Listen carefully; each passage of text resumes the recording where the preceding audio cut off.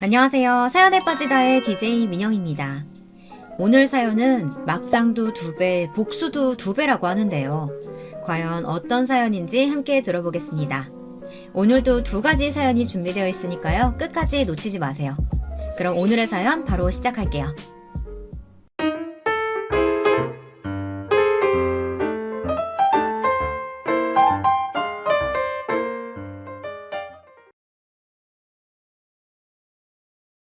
안녕하세요. 저는 60대 할머니입니다. 저도 제가 제 입으로 할머니라는 소리를 하는 날이 올 줄은 정말 몰랐어요. 저는 평생 꽃다운 청춘일 줄 알았는데 저도 어느새 이렇게 쭈글쭈글 할머니가 돼서 토끼 같은 예쁜 며느리도 보고 강아지 같은 손주까지 봤네요. 저는 요즘 아주 행복합니다. 하나밖에 없는 아들이 착하고 어여쁜 며느리 만나 장가간 것만으로도 행복한데 얼마 전에 눈에 넣어도 아프지 않을 손주까지 태어난 거 있죠. 저는 이제 죽어도 여한이 없다는 말이 무슨 소리인지 알겠더라고요. 저도 늙었는지 자꾸만 그런 소리가 입 밖으로 나왔어요. 그럴 때마다 며느리가 난리를 쳤습니다. 어머님, 무슨 그런 소리를 하세요. 우리 아들 대학 졸업하고 취직해서 장가가는 모습까지 보셔야죠. 아이고, 우리 손주 장가가는 것까지 보려면 내 나이가 몇인데. 시어머니가 그때까지 살면 며느리한테 민폐지, 민폐야. 민폐라뇨. 어머니가 오래오래 계셔야 제가 든든하죠. 그러니까 지금부터 건강관리 잘 하셔야 돼요. 제가 저번에 사다 드린 비타민도 까먹지 말고 챙겨 드시고요. 저는 지금까지 인복이라고는 없이 살았다 자부할 정도로 제 팔자가 더럽다고 생각하고 살았어요. 팔자 탓을 하는 게 오히려 마음이 편했거든요. 그래도 자식이라고 고생고생해서 아들 하나 키웠더니만 이런 황금빛 같은 인생이 오긴 오네요. 우리 며느리는 정말 천사예요.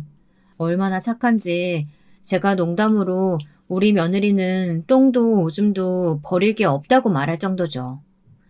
남들은 요즘 세상에 그런 며느리가 어디 있느냐고 괜한 소리 한다고들 하지만 저는 진심이었습니다. 아들이 결혼하겠다고 며느리를 처음 집에 데리고 인사 왔을 때부터 저는 알았어요. 딱 제 며느리감이라는 걸요. 저와 딱 다르게 생긴 게 아주 마음에 들었습니다. 저는 제 외모가 마음에 안 들었거든요. 저는 키가 150도 안 돼요. 거기다가 피부도 까맣고 머리도 악성 곱슬입니다. 인물을 말할 것도 없고요. 우리 며느리는 너무 예뻐요. 키도 훤칠한 게 170이 넘고 여리여리한 게 꼭 공주님 같습니다. 피부는 얼마나 고운지 백옥 같다는 말이 딱 맞아요. 남들은 아들이 자신과 비슷한 며느리를 데려와야 기분이 좋다고 하는데 저는 아니에요. 저와 다르게 귀티나게 생긴 며느리를 데리고 와서 저는 너무 좋았습니다. 뭘 그렇게까지 말하냐고요? 제 나이 얼마 안 있음 70입니다. 이 나이에 인물 따져봐야 뭐 하겠어요. 그리고 제가 이렇게까지 말하는 건 아들과 며느리가 저처럼은 살지 않기를 바래서입니다. 인물의 귀티가 잘잘 흘러야 아들도 며느리도 나처럼 고생은 안 하고 살 것 같아서요. 제 인생에 대해 말하자면 아주 파란만장 그 자체거든요. 저는 11남매 중 둘째로 태어났습니다. 참 많기도 하죠. 아무리 옛날이라도 저희 어머니가 애를 많이 낳기는 너무 많이 낳았어요. 학교 갔다 오면 동생들이 생겨 있었죠. 그러다 보니 자연스레 저는 집에 잘 안 들어갔습니다. 어차피 집에 들어가도 앉을 데도 없었어요. 좁디 좁은 집에 한쪽 방엔 작은 애들이 누워있고 한쪽 방엔 큰 애들이 뛰어다니고 그러고 있었거든요. 집에 가봐야 매일 집안일이나 하고 동생들이나 돌봐야 하니 저는 밖으로만 돌았습니다. 바로 위에 언니는 저와 다르게 착해서 부모님을 도와 밭일도 거들고 동생들도 볼봤지만 저는 하고 싶지 않았어요. 친구들과 어울려 다니는 게 더 재밌었거든요. 저는 외모에 유난히 관심이 많았어요. 어릴 때부터 외모에 컴플렉스가 있다 보니 매일 거울만 보면 화가 났습니다. 저도 다른 애들처럼 팔다리도 길쭉하고 좀 하얘졌으면 해서요. 사실 국민학교 때부터 애들한테 놀림을 많이 받았어요. 땅콩, 강낭콩, 별의별 별명이 다 있었죠. 차라리 이름을 가지고 놀리면 그러려니 할 텐데 저더러 짧고 까맣다고 붙여준 별명이다 보니 저는 그 별명이 너무 싫었습니다. 어릴 때는 놀림을 받으면 괜히 창피하고 위축됐었는데요. 나중에 생각하니 가만히 있으니 애들이 호구로 보는 것 같더라고요. 그래서 중고등학교 시절엔 일부러 센 척을 하고 다녔습니다. 누구도 저를 놀리지 못하게요. 일부러 교복도 껄렁하게 입고 걸음걸이도 팔자로 걸었어요. 머리에 힘도 바짝 주고요. 가끔 걸어가다 바닥에 침도 캬 하고 뱉었습니다. 지금 생각하면 도대체 왜 그랬나 싶지만요. 그때는 그게 저를 지키는 방법이라고 생각했어요. 그러고 다니다 보니 자연스레 비슷한 친구들과 어울려 지냈습니다.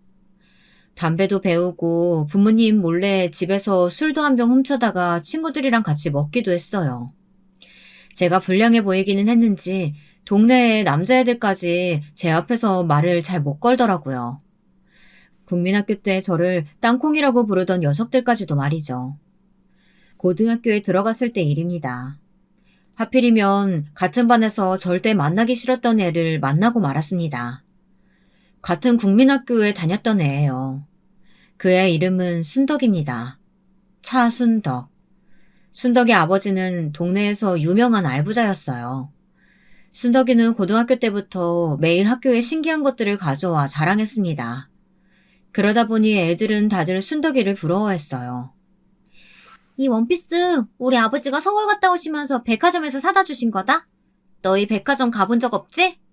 지금 같으면 별것도 아닌 거 가지고 자랑하지 말라고 욕을 쏘아붙였겠지만 그때는 저도 순덕이가 마냥 부러웠어요.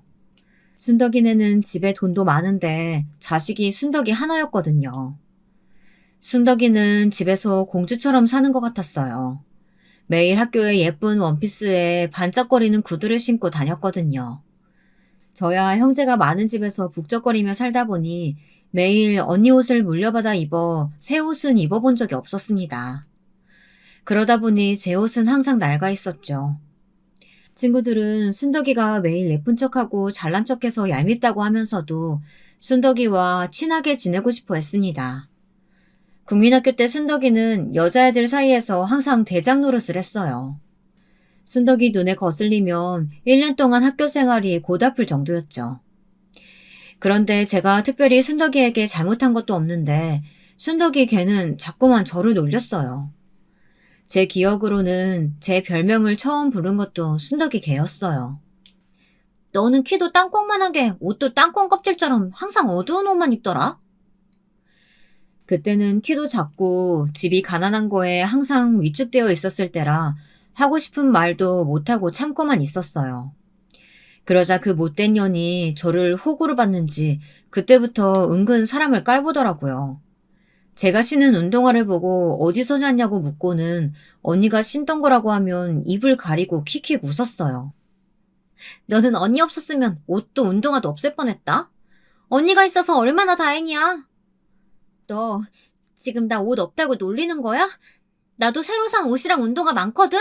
더러워질까 봐 아끼는 거야. 국민학교 때였으니 말도 안 되는 유치한 것들로 매일같이 싸웠습니다. 웃기시네. 너희 집에 새 물건이 어딨냐?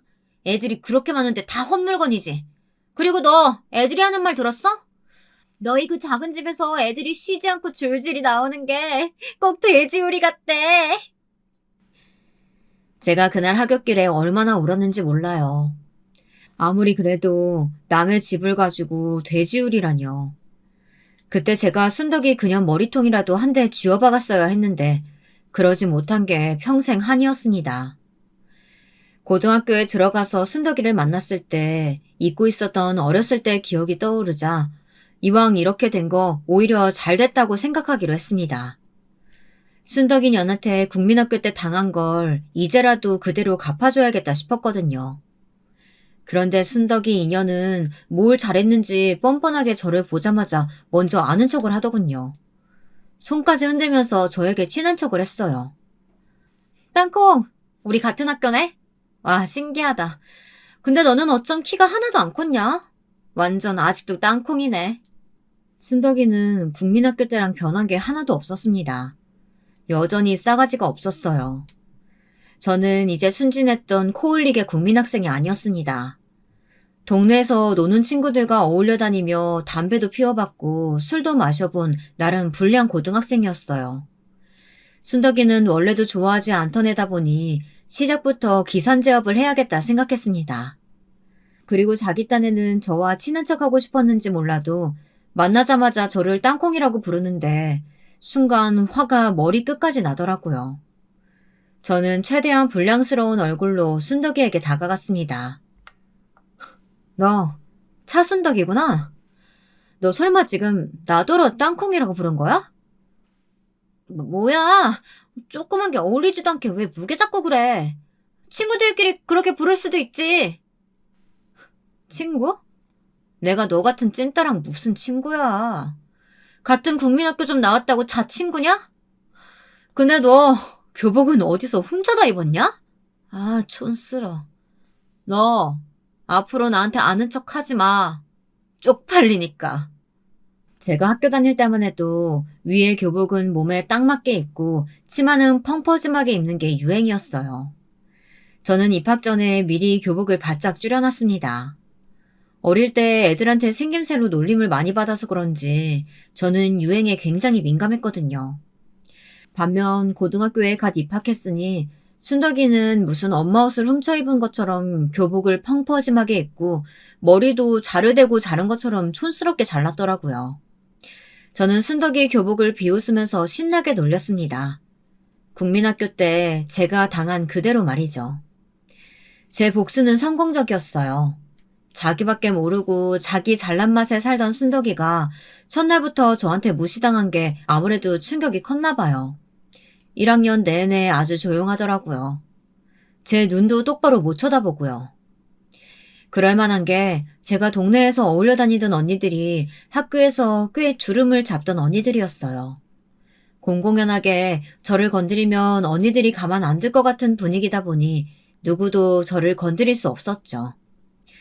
그렇게 평화롭게 고등학교를 졸업하나 싶었는데 제 팔자가 그렇게 평온할 리가 없었죠. 글쎄 제가 고등학교 졸업반 때 언니가 집을 나가버린 거예요. 믿기지 않았습니다. 부모님 말씀이라면 양잿물을 먹으래도 먹을 정도로 착한 사람이 도대체 무슨 일인가 싶었습니다. 언니는 고등학교를 졸업하고 바로 동네에서 가장 큰 봉제 공장에서 일했어요. 그런데 어느 날 퇴근할 시간이 한참 지났는데도 집에 들어오지를 않더라고요. 부모님은 걱정이 돼서 바로 경찰에 신고했어요. 저라면 몰라도 언니는 지금까지 살면서 그런 적이 한 번도 없었던 사람이니까요. 그런데 생각지도 못한 일이 벌어졌습니다. 경찰들이 언니의 사진을 들고 여기저기 돌아다니다 동네에 하나 있는 버스 터미널에 가서 알아봤는데 터미널 직원이 언니를 봤답니다. 언니가 웬 남자랑 서울행 버스표를 사고 한참 터미널에 앉아 있었대요. 그날 이후 집안은 난리가 났습니다. 누가 이 일을 알기라도 할까 봐서요. 20살이 간 넘긴 처녀가 남자랑 붙어서 집을 나갔으니 행여 동네에 소문이라도 날까봐 부모님은 저희 입단속을 시켰습니다. 저희만 쉬쉬하면 뭐 하겠습니까? 좁은 시골 동네이다 보니 소문이 안 날 리가 없죠. 아무리 시골이라도 11남매가 어디 흔한가요? 이 동네 사람이라면 저희 집을 모를 수가 없었어요. 가난한 집구석에서 애를 줄줄이 11명이나 낳았으니 동네에서 모를 수가 없었죠. 그런데 언젠가부터 장녀인 언니가 안 보이니 동네 어른들이 쑥덕거렸습니다. 언제부턴가 동네엔 소문이 파다했어요. 핏줄은 무시 못한다. 부모가 애만 만들어서 낳는 것만 보고 자랐으니 뭘 배웠겠냐부터 시작해서 분명 임신해서 도망간 거라는 확인되지도 않은 소문까지 돌았습니다. 내가 동네 창피해서 얼굴을 들고 다닐 수가 없다. 집안에 장녀라는 년이 어떻게 부모 가족 다 버리고 도망을 가? 어머니는 매일 울고 아버지는 지금 당장 언니를 잡아다 머리카락을 몽땅 다 빡빡 밀어 절에 넣어버리겠다고 아주 난리였습니다. 저는 이런 말 하면 안 되지만 언니가 이해가 됐어요. 이 집에서 평생 살아봐야 뭐 하겠어요. 하루 종일 공장에서 일해서 번 돈도 부모한테 다 뺏기고 자기 손에 돈 한 푼 못 만져보고 살다가 대충 아무나 하고 시집이나 갈 게 뻔한데요. 저는 언니 걱정은 하지 않기로 했습니다. 언니는 그래도 공장에서 기술이라도 배웠으니 서울 가서 살면서 어디라도 취직해 먹고는 살겠지 싶었거든요. 한편으로는 언니가 서울에서 자리 잡으면 나도 따라 올라가야지 싶기도 했고요. 그런데 말도 안 되는 일이 벌어졌습니다. 괜한 똥물이 제게 튀었어요. 글쎄 고등학교 졸업이 반년도 안 남았는데 부모님께서 저더러 학교를 그만두라고 하시더군요. 언니가 없으니 제가 공장에 가서 일해야 한다고요. 저는 그게 무슨 말도 안 되는 소리냐고 소리를 빽빽 질렀습니다. 저는 지금까지 살면서 제가 봉제 공장에 다니게 될 거라고는 생각한 적도 없었어요. 저는 공부 열심히 해서 무조건 서울 가서 살 거라고 난리를 쳤습니다. 서울 같은 소리 하고 있네. 너같이 아무것도 할 줄 모르는 초년을 서울 어디서 받아준다니? 공장에서라도 받아준다고 할 때 잔말하지 말고 하루라도 빨리 들어가서 일 배워. 일을 배우긴 뭘 배워. 나는 언니처럼 손재주도 없고 참을성도 없어서 공장에서는 죽었다 깨어나도 일 못한다니까. 이년들이 아주 오냐오냐 하루 밥 3끼 꼬박꼬박 먹여가면서 키워줬더니만 한 년은 도망을 가질 않나? 한 년은 부모 말도 안 듣고. 잔말 말고 내일부터 공장으로 출근해. 부모가 시키는 대로 하기 싫으면 너도 썩 나가버려.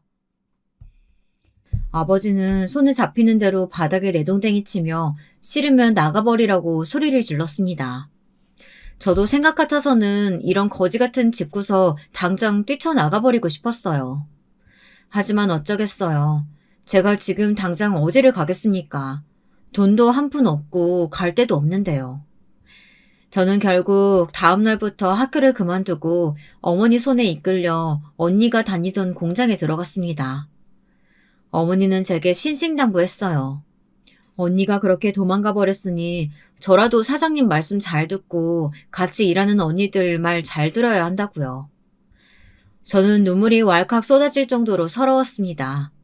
하지만 이미 돌이킬 수 없었어요. 공장에 들어가지 않으면 아버지가 정말 저를 집에서 쫓아내실 테니까요. 바로 어제까지 고등학생이던 제가 하루아침에 봉제 공장에서 일하려니 뭘 알겠습니까? 미싱 돌리는 언니들 도와 이것저것 해야 하는데 일을 해본 적이 없으니 뭘 해야 할지도 모르겠더라고요. 야, 조그만 게 왜 이렇게 앞에서 알짱거려. 저리 꺼져. 저는 평화로웠던 고등학교 생활이 그리웠습니다. 공장에서는 일해도 혼나고 안 해도 혼났거든요. 구박만 받으면 오히려 나아요.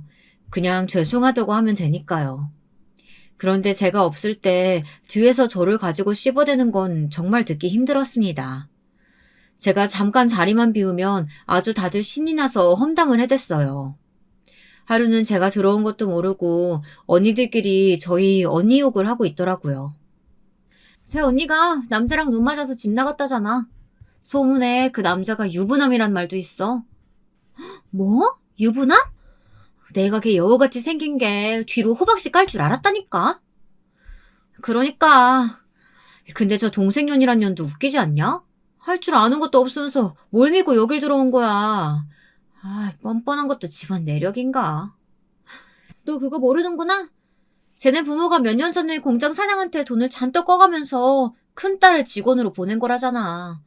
아직 돈도 다 못 갚았는데 그 큰딸이 하루아침에 도망갔으니 어쩔 수 없이 둘째라도 보낸 거지. 저 집구석은 답이 없다니까. 저는 도저히 참고 있을 수가 없었습니다. 아무리 우리 집안이 답 없는 집구석이라도 남의 입으로까지 그런 소리를 듣고 싶지는 않았어요. 당신들이 우리 언니가 유부남이랑 도망간 거 봤어요? 왜 직접 보지도 않는 걸 가지고 말을 지어내고 난리예요. 이 어린 년이 어디서 소리를 지르고 있어. 그걸 눈으로 직접 봐야 하냐? 딱 보면 아는 거지. 아, 그래요?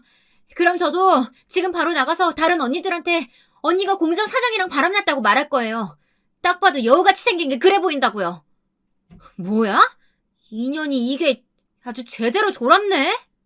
저는 그날 공장 언니들과 머리채를 붙들고 바닥에 뒹굴며 싸웠습니다. 2대1이었지만 지지 않았어요. 제가 고등학교 내내 학교 생활을 편하게 한 이유가 있었거든요. 제가 키는 작아도 힘 하나는 좋아요.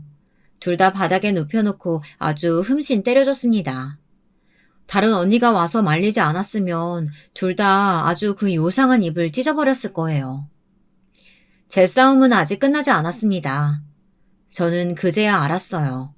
제가 공장에 온 이유가 물론 돈 때문일 거라고는 예상했지만 공장 사장한테 부모님이 돈을 잔뜩 빌려갔다는 이야기는 처음 들었거든요. 그것도 남의 입을 통해서요.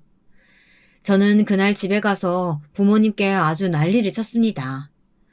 부모라고 평생 도움이 안 되는 사람들이라는 건 알았지만 이 정도로 자식 생각을 안 하는 분들인지는 몰랐어요. 엄마 아빠는 자식들 보기 부끄럽지도 않아? 어떻게 자식을 드식이나 공장에 팔아먹을 수가 있어? 뭐야? 이 자식이 어디서 부모 앞에서 눈을 부라려? 그리고 내가 자식을 팔기는 언제 팔았다 그래? 걔집 애들이 다 컸으면 나가서 돈 벌어오는 게 당연하지. 자식이 커서 돈 벌어오면 그 돈이 자식 돈이지 엄마 아빠 돈이야? 왜 마음대로 사람을 공장에 처박아 놓고 돈은 엄마 아빠가 챙기는데 그건 자식이 아니라 노예지. 이게 지 언니 집 나갔다는 소리 들으니까 지도 나가고 싶어서 아주 환장을 했구만. 너 말 한 번 잘했다.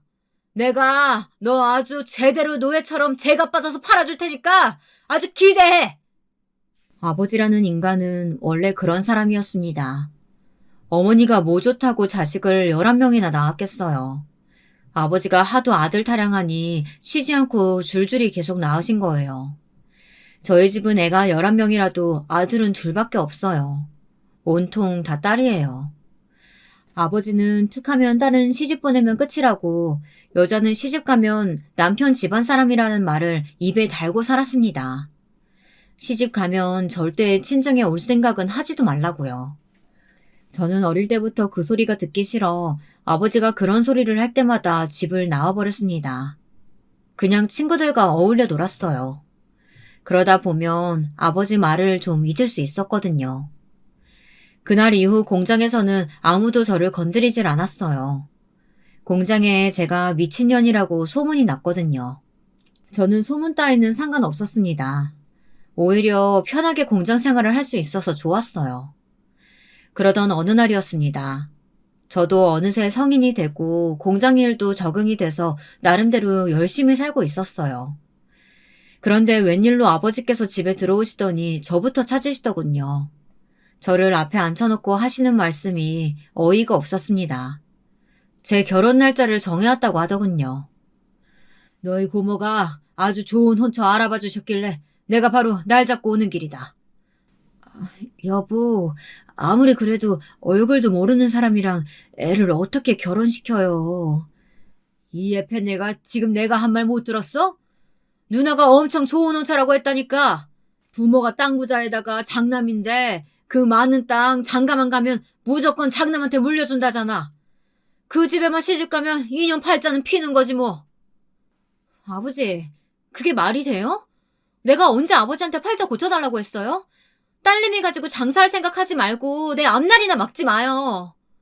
이런 배웅만덕한 년 같으니라고? 당신 뭘 멀뚱히 보고만 있어. 지금 당장 몽둥이 가져와. 내 이 싸가지 없는 년 아주 버릇을 고쳐줄라니까. 아버지는 주변에 손에 잡히는 대로 제게 던졌습니다. 그 정도는 놀랍지도 않아요. 어릴 때부터 하도 보고 자라서요. 그런데 이번엔 정말로 나가서 몽둥이라도 꺾어다가 저를 후려칠 생각인 것 같았습니다. 저를 제대로 팔아주겠다는 말이 바로 이 말이었나 봐요. 월급도 못 받고 공장에서 일하게 하더니만 이제는 얼굴도 모르는 남자와 시집을 보낸다네요. 제가 절대 결혼 안 할 거라고 바락바락 악을 쓰자 아버지는 저를 방에 가둬버렸습니다. 집도 좁은데 굳이 저 하나 잡겠다고 빈 방에 저를 넣어놓고 밖에서 문을 잠갔더라고요. 저는 그날 밤 서러워서 얼마나 울었는지 몰라요. 아주 통곡했습니다. 새벽에 아버지가 잠들고 나서야 어머니가 문을 열어주셨어요. 어머니는 제 얼굴을 보시더니 눈물을 쏟으셨습니다. 어머니가 우는 모습은 그때 처음 봤어요. 미안하다, 미안해. 내가 너희한테 정말 염치가 없다. 너희 아버지 저런 인간인 거 뻔히 알면서 엄마가 더 낳지 말았어야 했는데 너희한테 부담 줘서 미안하다. 그러니까 그냥 너는 시집 가. 어떤 남자든 이 집보다는 나을 거야. 어머니는 정말 저를 걱정해서 하신 말씀이었어요. 아버지 밑에서 평생 구박받으면서 혹사당하느니 그냥 아예 새로운 곳에 가서 새롭게 시작하는 게 낫다고요. 어머니는 지금까지 잘해준 것도 없어 일찍 시집 보내는 게 마음이 좋지 않지만 시집 가서 시댁에 잘하고 남편한테 예쁨 받으면서 살랍니다. 그게 어머니도 차라리 마음이 편할 것 같다고요. 저는 어머니 말대로 결혼하기로 했습니다. 어머니 말이 맞아요. 이 집에서 제가 제 마음대로 살 수 있는 방법은 하나도 없었습니다.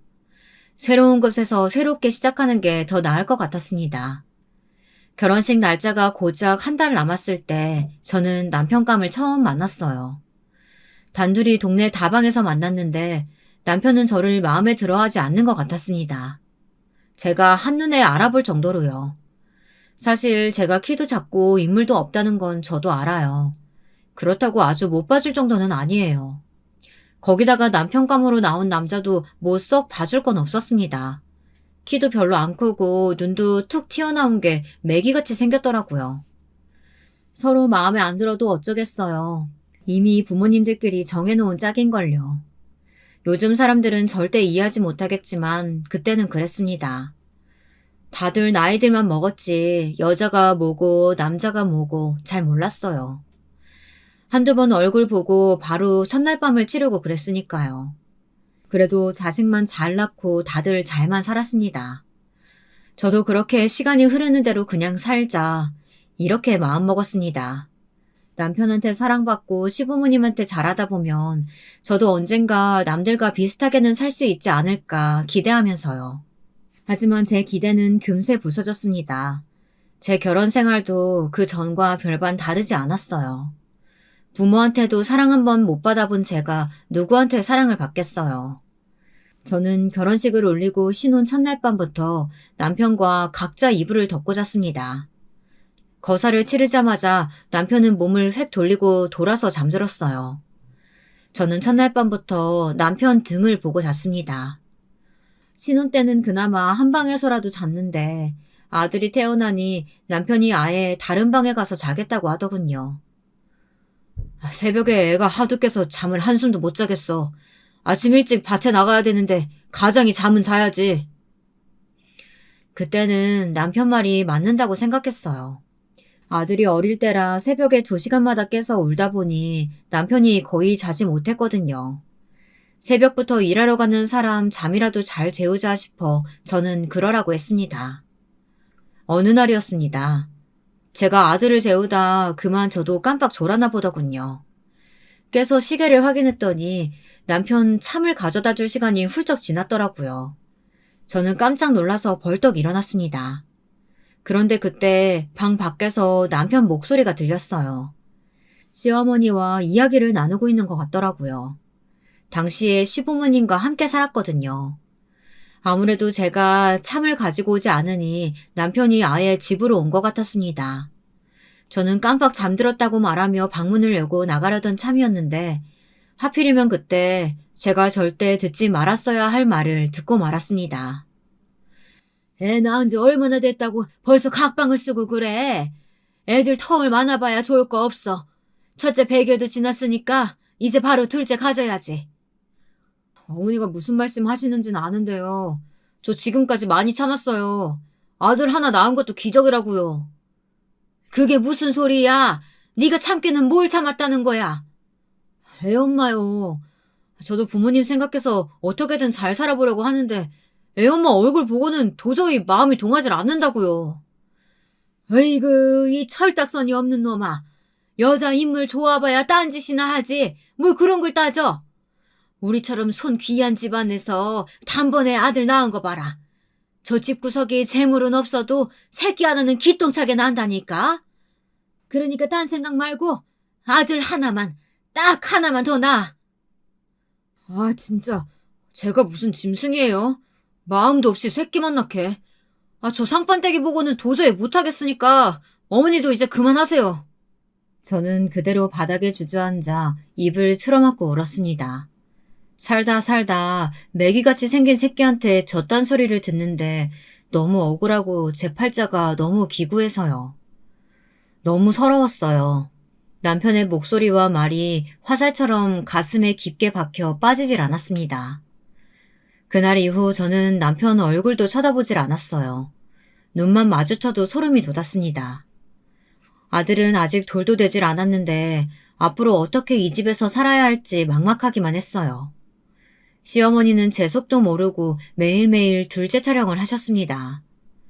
거기다가 더 어이가 없는 건 시어머니의 태도였어요. 어느 날 집으로 화장품 파는 사람을 불렀더라고요. 그래놓고 저를 불러 화장품을 좀 골라보랍니다. 어머니, 말씀은 감사한데 저는 화장품을 발라본 적이 없어서 뭐가 뭔지 잘 몰라요. 그냥 어머니 거만 사세요. 네가 곰탱이 마냥 그렇게 뚱하고 있으니까 우리 장남이 집에 마음을 못 두고 여기저기 딴 생각만 하고 다니잖아. 계집이면 계집답게 남편한테 사랑받을 생각을 해야지. 너는 어쩜 젊은 애가 어쩜 그렇게 생각이 없니? 마음도 없는 남자와 결혼해 시부모님까지 모시고 사는 게 어디 쉽겠습니까?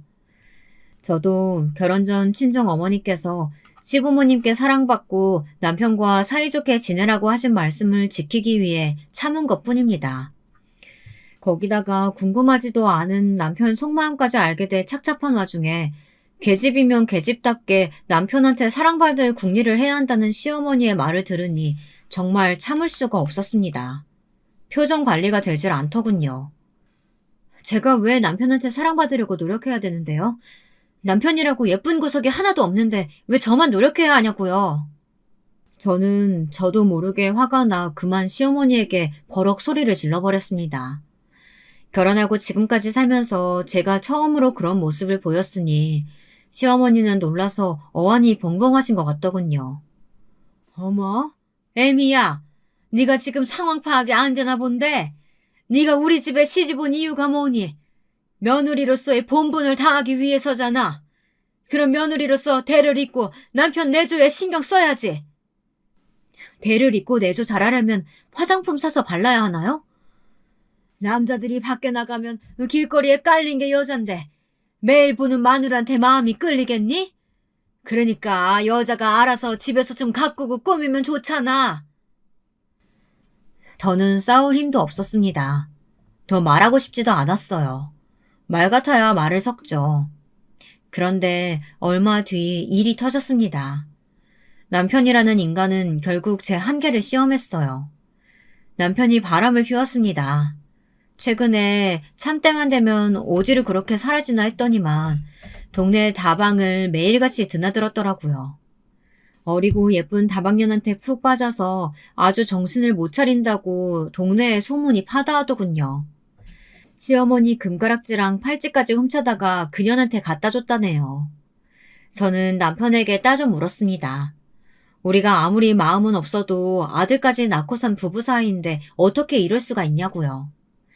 그러자 남편 말이 가관이었습니다.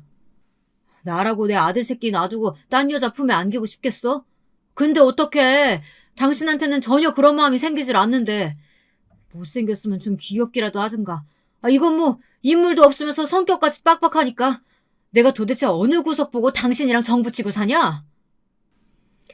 뻔뻔하게 구는 남편의 말에 저는 간신히 잡고 있던 이성의 끈이 퍽 하고 끊어졌습니다.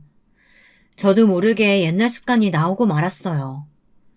저는 남편에게 달려들어 남편 머리통을 갈겼습니다. 뭐? 못생겨? 네가 나한테 그런 말의 주제가 된다고 생각해? 매운탕 안에 매기 새끼보다 못생긴 놈이 어디서 개소리 짓거리고 있어. 너 오늘 내 손에 죽어봐라. 너 죽고 나 죽자. 지금까지 꾹 삭히고 살던 분노가 결국 터지고 말았습니다. 저는 남편 머리털을 다 뽑아버렸어요. 그 장면을 보신 시부모님께서 저를 남편에게 떼어놓으셨습니다. 시어머니는 저에게 뭐 이런 년이 다 있냐고 쌩 난리를 치셨지만 하나도 들리지 않았어요. 저는 남편, 이 자식을 아주 반토막 내줄 생각이었거든요. 저는 결국 남편과 헤어졌습니다. 아들을 데리고 시댁을 나왔어요. 시댁에서는 아들을 안 주려고 난리를 쳤지만 저는 안 그러면 남편이 바람핀 사실을 동네방네 소문내겠다고 했습니다. 시부모님 성미에 제가 나가도 남편을 무조건 재혼시킬 게 뻔해요. 그 좁디 좁은 동네에서 아무리 돈 좀 있는 집구석이라고 해도 결국은 제 칫자리로 가는 건데 바람둥이한테 시집올 여자가 어디 있겠어요. 할 수 없이 시부모님은 손주를 포기하셨습니다. 아마 아들이 새장가를 가면 또 자식을 볼 수 있을 거라 생각한 것 같아요. 근데 제가 나중에 들은 소식인데 남편이 재혼하고도 자식을 못 봤답니다. 남편이 그 다방년한테 미쳐 새로 장가를 가고도 정신을 못 차렸더군요. 저는 그 소식을 듣고 나서야 다리를 쭉 뻗고 잤어요. 속이 뻥 뚫리는 것 같아서요. 남편과 헤어진 건 제가 지금까지 살면서 가장 잘한 일이긴 합니다. 하지만 그때부터 새로운 고생문이 또 열렸어요. 어린 아들을 데리고 무작정 시댁을 나오기야 했지만 막상 갈 데가 없더라고요. 돈도 없었고요. 어쩔 수 없이 친정에 가야만 했습니다. 저라고 거지 같은 친정에 가고 싶었겠어요. 저는 남편과 헤어지고 친정으로 돌아간 게 결혼식을 올리고 처음으로 친정에 간 거였어요. 시댁에서 친정에 못 가게 한 건 아니었어요. 오히려 친정 아버지가 오지 말라고 한 거였죠. 친정이 이사할 때도 제가 가겠다고 했지만 오지 못하게 했습니다. 그뿐만이 아니에요. 명절에도 임신했을 때도 심지어 아들을 낳았을 때도 딸려는 필요 없으니 오지 말라고 했습니다. 그런 소리까지 듣고 절대 가고 싶지 않아 어머니와 동생들이 보고 싶어도 지금까지 꾹 참았습니다. 그런데 몇 년 만에 간 친정에서 반가운 얼굴을 보았습니다. 바로 몇 년 전 집을 나간 언니였어요. 우리 큰언니요. 언니가 집에 돌아왔더라고요. 거기다가 더 기가 막혔던 건 언니도 아이가 있었습니다. 아들이었어요. 이래서 부모님이 저를 친정에 오지 못하게 한 거였어요. 그 오랫동안 살았던 동네에서 이사까지 하신 거고요. 혹시나 네 언니가 남자한테 버림받고 돌아왔다는 소리 너희 시댁에라도 들어가기라도 하면 네가 구박이라도 받을까봐 우리는 못 오게 한 건데 너까지 이렇게 소방 맞아 돌아오면 엄마는 이제 어떻게 사냐. 자식으로서 이런 걸 보여드린 건 너무 죄송한데요. 난 괜찮아요. 나도 언니도 둘 다 잘 살 거야. 그러니까 엄마도 괜한 걱정하지 마요. 그나마 어머니는 금방 마음을 추스렸지만 아버지는 제 얼굴도 보지 않았어요. 심지어 제 아들도 한번 쳐다보질 않으셨습니다. 상관없었어요. 원래 독한 양반인 거 모르는 것도 아니니까요. 어쨌든 지금은 제 목구멍이 포도총이니 이 집에서 버텨야만 했습니다. 언니와 저는 오랜만에 만나 지금까지 서로에게 있었던 일을 모두 다 털어놨습니다. 언니는 집을 나간 게 남자와 야반도주한 게 맞았대요. 공장에서 만난 공장남과 눈이 맞았는데 그 남자에게 부모님이 정해준 약혼녀가 있어 둘이 함께 도망친 거랍니다. 남자 때문에 부모 형제 다 버리고 도망까지 갔으면 잘 살아야지 왜 돌아왔어. 저 아이는 또 뭐고. 아이는 그 남자의 아이랍니다. 그 남자와 도망가 몇 년을 살았는데 막상 살고 보니 힘들어서 매일 지지고 볶고 싸우기만 했대요. 사랑해서 버티는 것도 몇 개월이지 서로 먹고 살기 힘들어지니 남자가 먼저 지쳐버렸답니다. 그 남자도 있는 집에서 편하게 살던 남자라 언니를 위해 희생하는 게 힘들었다고 했대요. 결국은 헤어지고 집에 돌아왔답니다. 그런데 남자와 헤어지고 집에 와서야 임신 사실을 알게 된 거죠. 그 남자는 아이가 태어난 것도 아예 모른대요. 저는 그래도 몇 년이나 함께 산 애 아빠인데 다시 잘해보지 그랬냐고 했습니다. 이미 끝난 관계야. 애 핑계로 다시 같이 살아봐야 똑같은 이유로 또 헤어질 거야. 그때는 저도 애만 낳지 어려서 언니 말이 무슨 소리인지 이해가 되지는 않았어요. 그래도 언니는 저와 다르게 사랑했던 사람의 아이를 가진 것이니 다시 한번 잘해볼 수 있지 않을까 막연하게 생각했거든요. 그렇게 저와 언니는 둘 다 남편 없이 아이를 키웠습니다. 안 그래도 말 많은 집구석에 정점을 찍은 거죠. 아버지는 저희를 볼 때마다 혀를 찼습니다. 어쩌다 저런 모질이들만 낳았냐고 어머니를 구박하셨지만 저와 언니는 그런 아버지에게 오히려 더 크게 화를 냈어요. 이게 다 아버지 때문이라고요. 아버지가 딸들 무시하고 바보 취급하는 바람에 남자에 대한 불신이 있어 남자를 만나도 잘 못 사는 거라고요. 저는 아버지가 돌아가실 때까지도 아버지가 미웠어요. 아버지는 돌아가실 때까지도 저와 언니에게 모진 소리를 하셨거든요. 내가 저 못난 년들 보기 싫어서 하루라도 빨리 눈 감아야지. 아유, 속 터져. 그게 마지막 말씀이셨습니다. 저와 언니는 아직도 그때 이야기를 하며 웃어 넘기고는 합니다. 팔자가 보통 팔자는 아니었지만 그래도 혼자보단 둘이라 서로 많이 의지하며 나름대로 잘 살아갔습니다. 저와 언니는 작은 옷가게를 하나 차렸어요.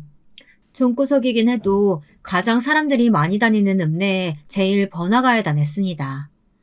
언니가 오랫동안 일했던 공장에서 물건을 떼다 팔았더니 마진도 많이 남고 장사도 제법 잘 됐습니다. 어떻게든 아이들을 키워야 했으니 둘 다 아등바등 살았어요. 언니랑 저는 정말 하루도 쉬지 않고 일한 것 같아요. 그렇게 저와 언니의 평생을 갈아 넣어 힘들게 자리 잡은 옷가게를 제 며느리에게 넘겼습니다. 며느리도 백화점에서 일하던 애라 저희 옷가게에 관심이 많았거든요. 언니도 찬성했습니다. 언니도 저도 환갑을 훌쩍 넘겼으니 이제 쉴 때도 됐다면서요. 더군다나 언니는 조금 있으면 미국으로 가요. 조카가 결혼해서 미국에 있거든요.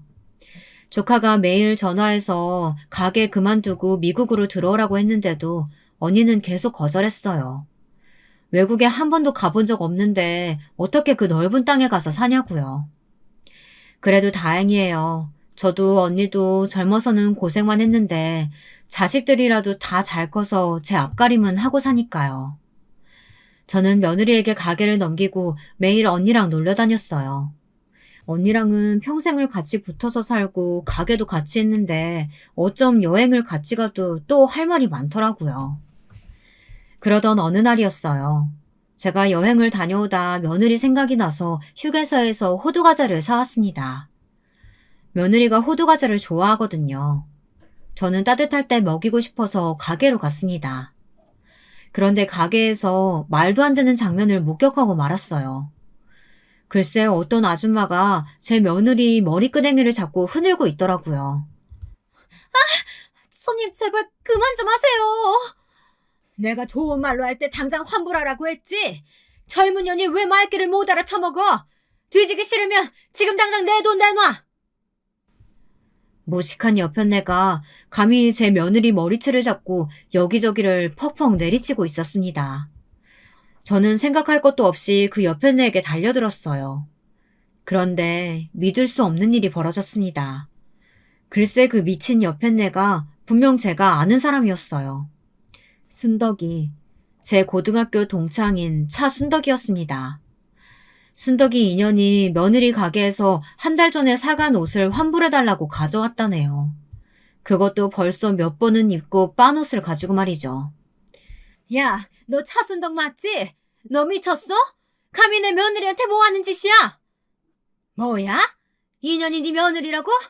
옳거니 원수는 외나무 다리에서 만난다더니만 어쩐지 처음부터 이 옷가게 터가 마음에 안 든다 했어. 이 미친년이? 어디서 내 며느리더러 2년 전의 소리라고 있어? 고등학교 때 내 앞에서 찍소리도 못하던 게 뭐 원수? 너 어디 한번 외나무 다리에서 죽어볼래? 저는 그대로 달려들어 순덕이 그년을 아주 박살을 냈습니다. 그런데 인연이 저더러 가만 안 두겠다고 고소까지 할 거라고 소리를 지르더군요. 자기 남편이 누군 줄 아냐면서요. 네 남편이 누구든 말든 난 상관없으니까 고소하든 말든 너 알아서 해. 그런데 얼마 뒤 정말 가게로 고소장이 왔습니다. 저뿐만이 아니라 며느리 이름까지 적어서 둘 다 고소를 했더라고요. 이대로 넘어갈 수는 없었어요. 도대체 차순덕 전현하고는 무슨 원수를 줘 평생 이렇게 쫓아다니는지 모르겠어요. 저도 이제 나이도 먹을 만큼 먹었고 산전수전도 다 겪었으니 옛날 성격 다 죽었다고 생각했는데 아니더군요. 제 하나밖에 없는 귀한 며느리를 건드리는데 이성이 확 날아가 버렸습니다. 순덕이 년을 절대 가만히 둘 수는 없었어요. 복수해야 속이 편할 것 같았습니다.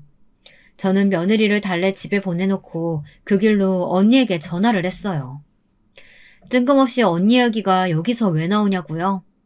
지금 이 상황에서 언니가 가장 중요한 사람이었어요. 저는 언니에게 상황을 설명하고 부탁했습니다. 제 애절한 부탁이 통했는지 언니가 제 뜻대로 해주겠다고 하더군요. 저는 그 길로 택시를 잡아타고 언니와 함께 익숙한 동네로 갔습니다. 같은 총구석이라고 해도 이 동네는 몇십 년 만에 왔어요. 평생 다시는 올 일 없을 줄 알았던 바로 그곳에 다시 오고야 말았습니다. 저는 곧바로 차순덕, 그년 집을 찾아갔어요. 그년 집을 어떻게 아냐고요? 지금 그년이 사는 집이 바로 옛날에 저와 언니가 일했었던 공장 사장님네 집입니다. 순덕이가 바로 공장 사장 아들이랑 결혼했거든요. 저는 초인종을 요란하게 울렸습니다. 대궐 같은 대문이 열리더니 집에서 일하는 아줌마가 나오더군요. 아줌마는 저희에게 누구시냐고 무슨 일로 오셨냐고 물었지만 저는 들을 것도 없이 잽싸게 집 안으로 쳐들어갔습니다. 현관문을 벌컥 열고 들어갔더니 다행히도 제가 보고 싶었던 사람들이 전부 다 있더군요. 순덕이는 물론이고 순덕이의 남편인 공장 사장 아들까지도요. 순덕이는 제 얼굴을 보자마자 눈이 금방이라도 굴러떨어질 것처럼 커졌습니다. 야, 땅콩! 네가 감히 여기가 어디라고 와? 너도 한 대 맞으려고 왔어? 미친 소리 하고 앉았네. 이런 대궐에 살면서 한 달이나 입은 옷을 가지고 환불을 받으러 와? 이 구질구질한 년아? 그때였어요. 제 뒤를 따라 언니가 들어오자 순덕이의 남편 얼굴이 아주 사색이 되다 못해 창백해졌습니다. 그럴 만도 했죠. 공장 사장 아들의 첫사랑이 바로 저희 언니니까요. 그뿐만인가요? 두 사람은 40년 전 야반도주까지 했던 사이예요. 두 사람은 40년 전 야반도주까지 했던 사이예요. 둘이 몇 년 동안 동거까지 했죠. 네, 맞습니다. 순덕이 남편이자 공장 사장 아들이 바로 언니와 40년 전 야반도주했던 바로 그 공장장이에요. 당시에 언니야 워낙 없는 집 딸이다 보니 웬 남자랑 야반도주했다더라, 임신해서 혼자 애를 낳았다더라 이상한 소문에 시달렸지만 상대방 남자가 공장 사장 아들이라는 사실은 다들 몰랐어요. 공장 사장이 동네에서 알아주는 부자라 공장이 하나도 아니고 사장 아들이 공장장이라는 사실도 다들 몰랐었거든요. 언니가 집에 돌아오고 나서야 부모님도 함께 도망갔던 남자가 바로 그 공장장이라는 사실을 알았대요. 아버지와 어머니가 당장 공장에 쫓아가 난리를 치려고 했지만 이미 그럴 수가 없었어요. 언니가 돌아온 지 얼마 되지 않아 임신했다는 사실을 알았으니까요. 부모님이야 지금 당장 그 남자를 찾아가서 책임지라고 하자고 했지만 언니는 그럴 수 없다고 했습니다. 이미 헤어진 사이라고요. 그런데 얼마 뒤 공장장이 결혼을 한 거예요. 집안에서 정해놨다는 약혼자랑 말이죠. 아무 일도 없었다는 듯이요. 그 약혼자라는 게 바로 순덕이었어요. 언니에게 그 이야기를 들었을 때 저는 너무 화가 나서 당장 결혼식을 파투내자고 했지만 언니가 말렸습니다. 언니는 절대 그러고 싶지 않다고 했어요. 저는 머리로는 이해가 되지 않았지만 언니가 원하는 대로 해주기로 했습니다. 언니와 조카를 위해서요. 저희 조카는 아빠 없이도 잘만 컸어요. 언니가 아주 열과 성을 다해 훌륭하게 키웠거든요. 조카가 워낙 공부도 잘해서 장학생으로 미국에 갔다 거기서 여자를 만나 지금 미국에 살아요. 제가 언니를 순덕이 년 집에 데리고 온 이유가 바로 이거였습니다. 제 복수도 복수였지만 언니의 복수까지 같이 해주고 싶어서요. 형부도 많이 늙었네요. 순덕이가 영 내조를 못하나 봐요?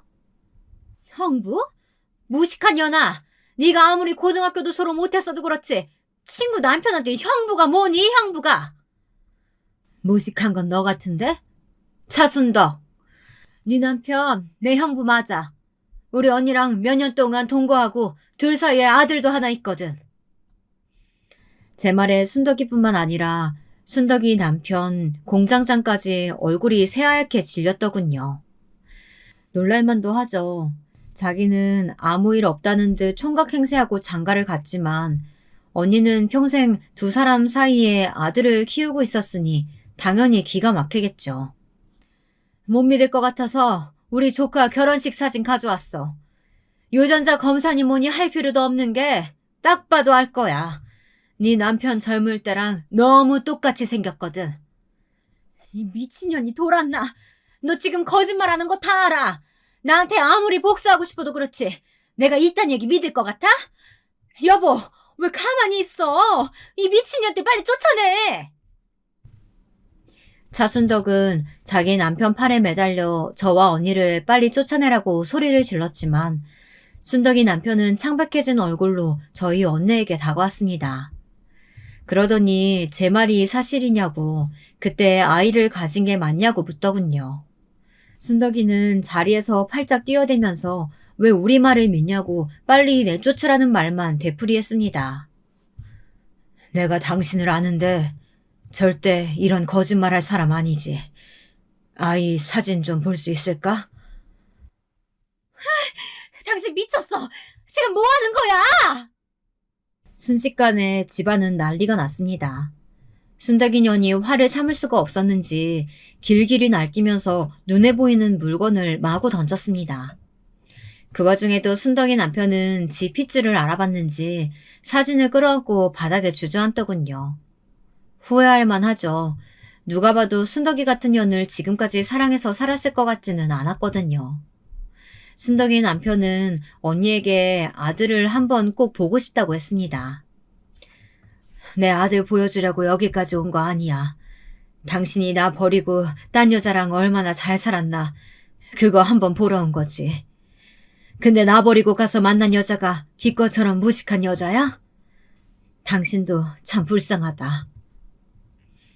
저와 언니는 그대로 집을 나왔습니다. 현관문을 닫고 대문을 나올 때까지도 순덕이 년의 고함 소리가 밖에까지 들렸어요. 저는 속이 다 시원했습니다. 처음 순덕이네 가겠다고 마음 먹었을 때는 머리털이란 털은 다 뽑아버리고 머리통도 갈기려고 했었는데요. 그럴 필요가 없겠더군요. 이미 차순덕, 저녀는 벌을 받았어요. 저 기고만장한 년이 평생 믿고 산 남편에게 배신당했다는 사실에 죽을 때까지 억울해하면서 살 테니까요. 그 이후로 어떻게 지내고 있냐고요? 저야 뭐 잘 살고 있죠. 언니는 아들이 있는 미국으로 떠났고 며느리 가게는 여전히 잘 되고 있어요. 순덕이 그년도 더는 가게에 나타나지 않았고요. 아, 한 가지 달라진 건 순덕이 남편이 자꾸만 저를 찾아온다는 겁니다. 언니와 조카가 있는 미국 주소를 알고 싶다면서요. 저는 언니가 원치 않으니 다신 찾아오지 말라고 단호하게 말했지만 순덕이와 이혼했다면서 다시 언니를 만나고 싶다고 제게 사정을 하더군요. 저는 콧방귀도 끼지 않았습니다. 어이가 없어서요. 저는 이번 일을 계기로 깨달은 게 있습니다. 사람은 평생 철이 들지 않는다는 걸 말이죠. 순덕이를 보면서 저도 지난날의 저를 되새기며 반성하고 있습니다. 지금부터라도 남은 생은 좋은 어른으로, 좋은 사람으로 살아가 보려고요. 지금까지 저의 긴긴 인생 이야기 들어주셔서 정말 감사합니다.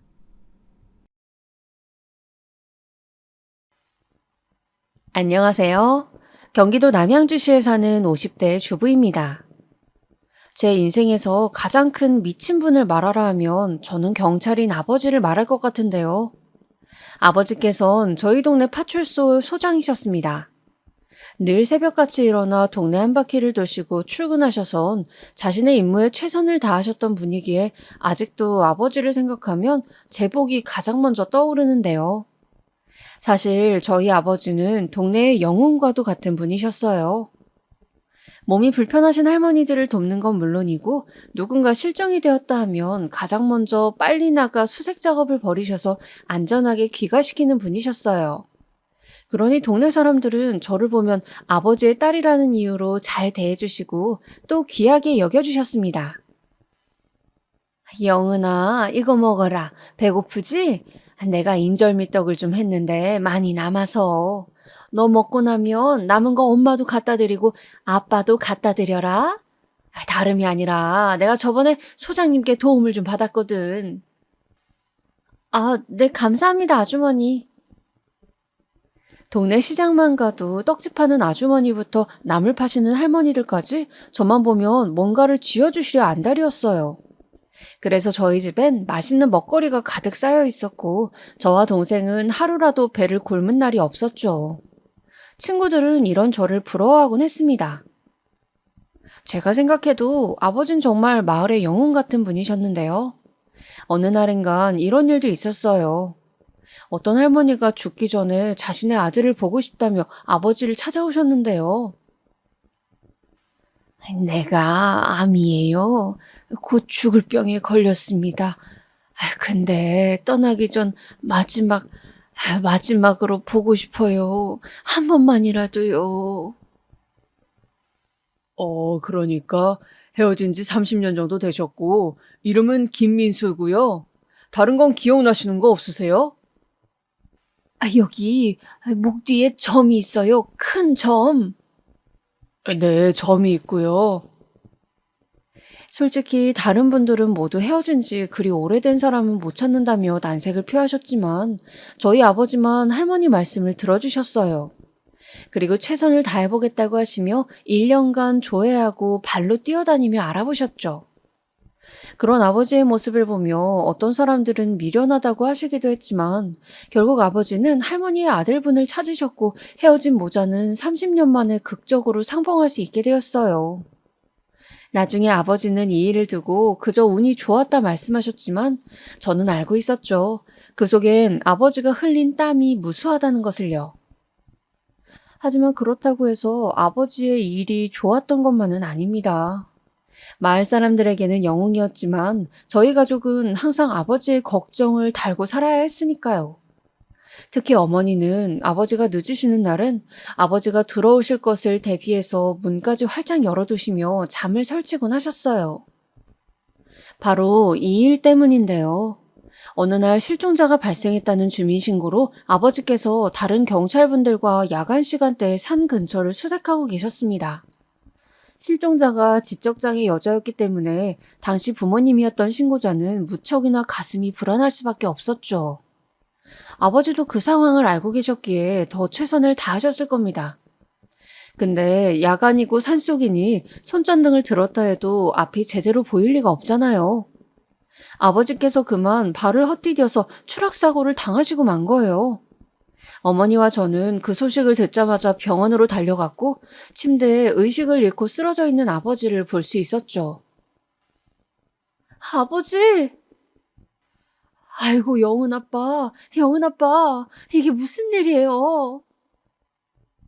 그때 의사 선생님께선 아버지가 운이 좋게 나뭇가지에 걸려 그 아래로 떨어지지 않았으니 다행이었지만 만약 나무가 아니었다면 그대로 세상을 떠났을 거라고 말했습니다. 그러니 그 뒤로 저나 어머니나 아버지가 늦게 들어오시는 날엔 저절로 가슴이 떨릴 수밖에 없었죠. 아이고, 오늘은 이 양반이 왜 이렇게 늦는 거야. 분명 오늘 일찍 온다고 했는데. 얘 영은아, 네 아빠에게 무슨 일 난 건 아니겠지? 괜찮을 거예요, 엄마. 아빠 일이 많아서 늦어지는 걸 거예요. 그래, 그렇겠지. 제가 이런 식으로 어머니를 겨우 달래면 그제야 어머니는 마음을 놓으시곤 다시 침대에 눕곤 하셨습니다. 아무튼 저는 이런 환경 속에서 자랐기에 아버지의 영향을 가장 많이 받았고, 아버지를 존경하면서도 마음속으론 의로운 일을 하시는 분들의 그림자를 생각하게 될 수밖에 없었습니다. 그래서일까요? 남편을 만났을 때 한눈에 반해 마음이 갔지만 저는 조금 망설이게 되었어요. 밤에 아버지 걱정으로 잠 못 드시던 어머니 생각이 났기 때문이죠. 남편은 아버지와 같은 경찰이란 직업을 갖고 있었습니다. 당시만 해도 막 경찰서에 들어간 신입 순경이었는데요. 남편은 서글서글한 성격으로 저에게 먼저 다가왔습니다. 안녕하세요. 처음 뵙겠습니다. 김정재라고 합니다. 아유, 실물로 보니까 더 미인이시네요. 네, 정재 씨도 그러네요. 근데 경찰 일 하신다고요? 경찰 일은 어때요? 네, 아직 막내고 신입이라 모르는 게 많아서 맨날 혼나는데, 그래도 재미있어요. 보람도 있고. 아, 그러시구나. 듣자 하니 영은 씨 아버님도 소장이셨다 하는데 맞나요? 대단하시네요. 별거 아니에요. 작은 동네라서요. 남편은 호감형이었고 얼굴도 잘생긴 사람이었지만 당시 저는 왠지 모를 거부감 때문에 말이 잘 안 나왔어요. 그러다 결국 서둘러 그 자리를 파하기 위해 일이 있다며 일어나고야 말았죠. 남편은 아쉬운 기색이 역력했지만 다음에 또 만나자며 약속을 기약했어요. 하지만 저는 남편의 연락을 받지 않았고 또 만날 생각도 없었죠. 그런데 우연한 장소에서 또 만나게 된 거예요. 제가 근처 고아원에 봉사를 하러 종종 들르곤 했는데 거기서 익숙한 웃음소리가 들리더라고요. 다가가 보니 남편이었어요. 아이고, 이런 데서 다 만나네요. 그날 그렇게 빨리 가버려서 섭섭했는데, 오늘 끝나고 차 한잔 같이 할래요? 죄송한데 오늘은 제가 선약이 있어서요. 당연히 제 대답은 거절이었어요. 어차피 길게 갈 인연도 아닌데 괜히 시작하고 싶지 않았거든요. 하지만 봉사하러 올 때마다 마주치는 남편의 모습엔 너무나 선한 기운이 가득했고 거기에 빠지게 되었어요. 와, 이 녀석 어제는 곧셈 나눗셈 못하더니 오늘은 잘하네. 경찰 아저씨, 저 잘했어요? 완전 천재인데? 아이들 수준에 맞춰 공부도 세심하게 알려주고 잘 놀아주고 칭찬도 많이 해주는 그런 모습 속에서 저도 모르게 자꾸 이 남자와의 미래를 상상하게 되더라고요. 거기다 남편은 꽤 불도저 같은 스타일이었어요. 제가 선약이 있다고 거부하는 게 자신에 대한 거절이라는 걸 알면서도 끈질기게 데이트를 요구했고 결국 마지못해 나간 데이트 자리에서 서로의 마음을 확인하며 손을 잡고 말았죠. 남편은 연애할 때도 무척 다정다감한 스타일이었어요. 늘 제가 먹고 싶어 하는 걸 먹어주려 하고 차가 많은 곳에선 항상 안쪽으로 저를 안내하고 별거 아닌 것들이지만 이러한 배려들이 너무 좋았습니다. 그리고 이 사람과 함께 안정적인 가정의 울타리를 만들고 싶다는 생각으로 흘러가게 되었죠. 허나 프로포즈를 먼저 한 건 그 사람이었어요. 나는 영은 씨가 참 좋아요. 영은 씨 말하는 것도 이쁘고, 화낼 때 찡그리는 것도 이뻐 죽겠고, 수줍어하는 것도 다 이뻐요. 영은 씨만큼 날 사랑해주는 사람도 없을 거고, 나도 그래요. 내가 책임질 테니, 우리 결혼합시다. 그 사람다운 고백이었습니다. 꽃다발 내밀고 무릎 꿇고 한 그 고백에 저는 넘어가서 어느새 그 사람의 부모님을 뵈러 가고 있었죠. 근데 시모의 첫인상은 사실 그리 좋지 않았습니다. 시부와는 달리 어딘지 날서고 기센 느낌이 가득했어요. 그래서 첫 만남부터 잔뜩 위축되어 집안에 들어갔던 게 기억이 나요. 딱히 결혼에 대한 반대는 없으셨어요. 저희 집이 어느 정도 사는지 묻고 대략 모아둔 돈이 얼마인지 묻고 제 직장을 물으시더니 그저 고개를 한번 끄덕이셨죠. 그래 뭐 니들이 마음 맞아 결혼하겠다는데 내가 말릴 순 없지. 결혼해라. 대신 이거 한 가지는 말해두마. 우리 집 식구가 되면 그냥 말만 식구가 아니라 평생 보듬고 서로 아끼며 살아가는 관계가 되는 거야. 알겠니? 당시 시모의 말씀에 딱히 틀린 말도 없었고 저도 식구가 되면 잘 모시리라 다짐하긴 했지만 느낌이 이상했어요. 시모께서 저 말을 할 때 꽤나 강경하신 말투로 말씀하셨거든요. 마치 지키지 못하면 절대 안 된다는 식으로요. 어쨌든 남편을 키운 부모님이시면 남편과 굉장히 닮아 있을 거라 생각했는데 예상 외라는 생각을 하며 집 밖을 나왔습니다. 그리고 다음으로 저희 부모님을 뵈러 갔죠. 다행히 저희 아버지께선 인자한 미소로 남편을 맞아주셨어요. 아무래도 딸아이 남편 될 사람이니 조금은 신중한 눈길로 살펴보는 기색이 있으셨지만 몇 번 이야기를 나눠보시더니 괜찮은 사람인 것 같다며 잘 살라는 덕담을 해주셨습니다. 거기다 당시 아버지처럼 경찰이 꿈이었던 여동생은 형부 될 남편을 보곤 신기해하며 여러 질문들을 쏟아내었죠. 시험 준비는 어떻게 했냐, 어디서 근무하냐 등등. 그러다 마지막에 언니랑 형부 진짜 잘 어울리는 거 알아요? 둘은 깨먹으면서 살 것 같아 하며 너스레를 떨었는데 정말 여동생의 말처럼 저와 남편은 그렇게 결혼식장으로 들어가 말 그대로 깨를 볶는 신혼생활을 시작했어요. 신혼집은 직장 다니던 저와 남편이 모은 돈으로 시작을 했는데요. 모은 돈이 크지 않아 작은 빌라에서 시작하게 되었습니다. 남편은 이런 집에서 살게 된 게 미안했는지 자기가 꼭 계급이 높아져서 더 좋은 집으로 가자는 이야기를 하곤 했죠. 하지만 저는 그때마다 기겁하며 그랬어요. 아니야, 그런 것보다 자기가 안전한 게 더 중요해. 너무 무리하지 마. 정말로 제겐 남편의 안전이 경제적인 부분보다 훨씬 중요했거든요.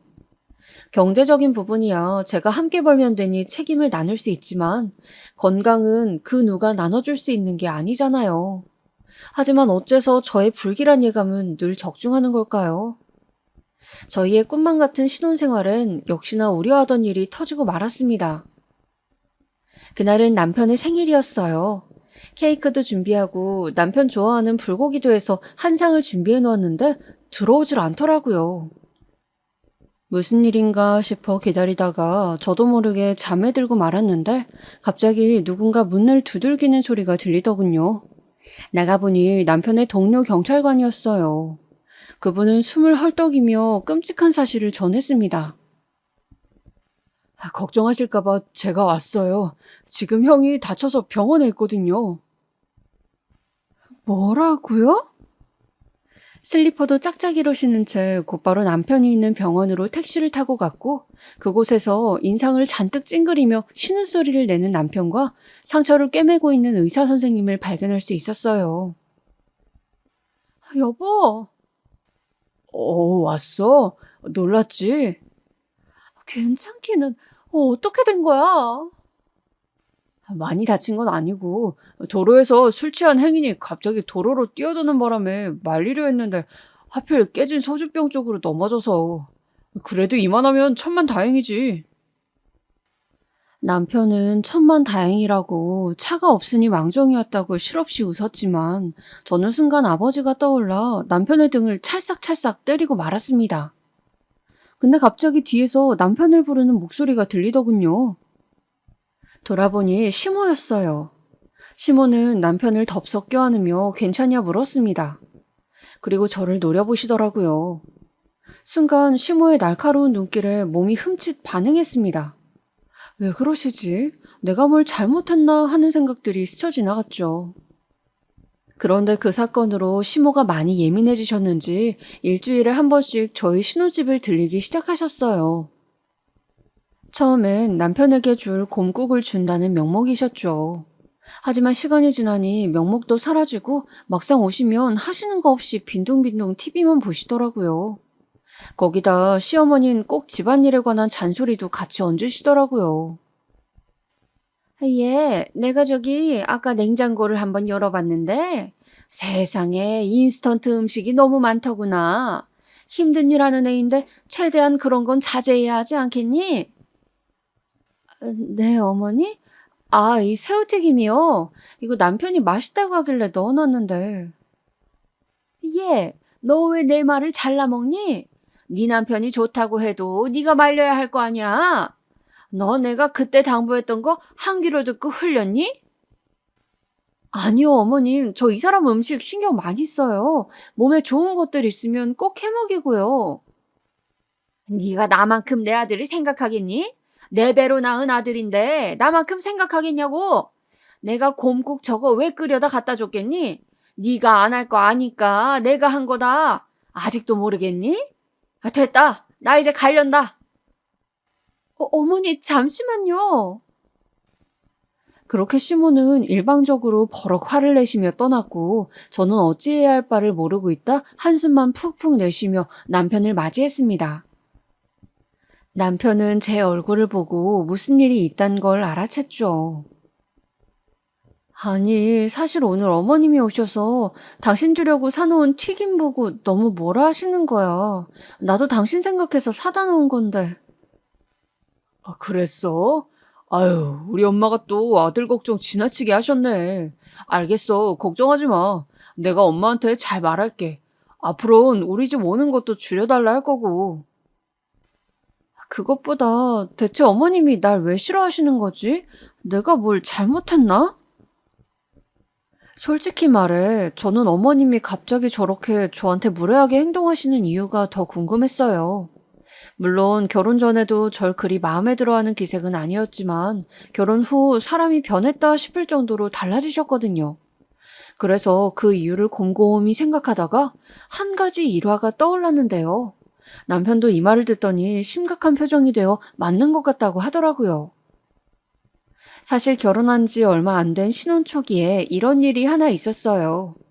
남편이 지금 하는 일에 만족하지 못한다며 조금 더 위험한 일을 하는 부서로 가고 싶다는 거예요. 그래서 시어머니 앞에서 제가 안 된다고 말린 적이 있었어요. 사실 아내로선 당연하잖아요. 거기다 아버지의 힘든 점을 옆에서 봐왔기 때문에 더욱 그랬죠. 근데 제 말에 남편이 시무룩해 하자 시모가 제게 남편 기죽이지 말라고 했거든요. 왠지 그때부터 기센 며느리로 찍힌 것 같더라고요. 이걸 어쩌나 싶어 고민하고 있는데 남편이 직접적으로 말하지 말고 자기가 대신 의사를 전해주겠다고 하더라고요. 그때까지만 해도 남편만 믿고 있었어요. 남편이 중재를 잘했는지 정말 그 이후론 시모가 집에 오는 것도 없어지셨더라고요. 하지만 그게 제 생각과는 너무도 달랐다는 걸 명절 때야 알게 되었습니다.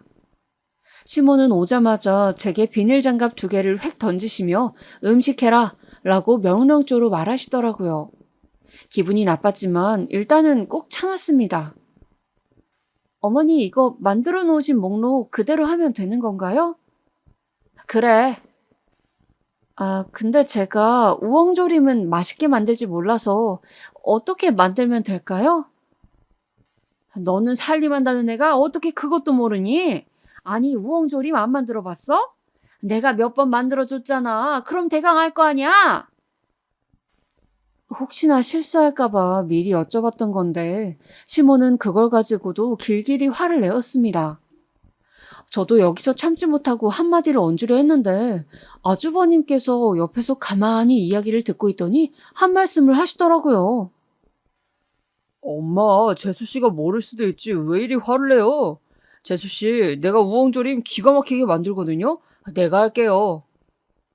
아니, 무슨 남자가 주방에 들어온다는 거야? 그리고 너는 며느리 교육시키는데 왜 끼어들어? 남자가 요리하지 말란 법이 있어요? 그럼 남자 요리사는 왜 있게? 엄마도 참. 아주버님은 이런 실없는 농담들을 하시며 저를 보호해 주시려 하더라고요. 그때 아주버님에게 조금 고마움을 느껴 나중에 감사하다고 따로 전했어요. 그랬더니 아유, 뭘 그런 걸로요. 우리 엄마가 남자 2명 키우느라 무지 억척스러워졌어요. 원래는 안 그랬는데 괜히 며느리 기강 잡는다고 저러는 거예요. 그러니까 적당히 흘리세요. 라며 웃으시더군요. 문득 아주버님의 웃음이 선한 남편의 웃음과 닮았다는 생각이 들었고 왠지 모르게 그때부턴 아주버님에게 감사함을 느끼게 되었어요. 당신 요즘 우리 형이랑 친한 것 같더라. 오늘 보니까 농담도 하고 그러던데? 아, 그래 보였어? 아주버님 진짜 재밌으시더라. 근데 왜 아직 미혼이시지? 만나는 여자분 없으신가? 이때 결혼할 것 같다던데? 아니나 다를까 남편의 말이 끝나기도 무섭게 아주버님은 한 달 후에 제 예비 형님이 되실 분을 데리고 집에 들어왔어요. 예비 형님 되실 분은 학원 선생님이라 하셨는데 직업처럼 차분하고 지적인 스타일의 분 같더라고요. 근데 시모께선 형님이 앞에 있는데도 불구하고 저에 대한 구박을 멈추지 않으셨습니다. 오히려 형님과 비교하며 더 심해졌죠. 그것도 남편이 없을 때를 노려서 그러시더라고요. 저기 첫째 좀 봐봐라. 첫째는 임신도 한 번에 턱 하고 요리도 잘하는 게 딱 봐도 1등 신부감이지 않니? 근데 너는 내가 믿음이 안 간다. 뭘 해도 엉성하고 내 아들이 경찰인데 경찰 아들 만났으면 네가 내조라도 잘해야지. 너는 뭘 제대로 하는 게 없는 것 같다? 어머님, 임신 안 되는 게 제 탓인가요? 저희도 노력하고 있어요. 그리고 제가 남편 내조를 뭘 못한다는 건가요? 그거 봐라. 너는 이것부터 잘못된 거야. 첫째 쟤는 내가 무슨 말을 해도 고분고분 네네 하는데 너는 말부터 자르고 들려고 하지 않니? 내가 제일 싫어하는 거. 그것부터 하고 들잖아. 그러니 내가 널 이뻐할 수가 있겠니? 거기다 내가 신혼집 가는 거 싫다고 남편에게 이르기나 하고 에잉. 명절에 들려 가끔 보는 사이인데도 시모는 뭐가 그리 못마땅하신지 저의 안 좋은 점들만 콕콕 집어 저렇게 비꼬듯 말씀하시곤 했어요.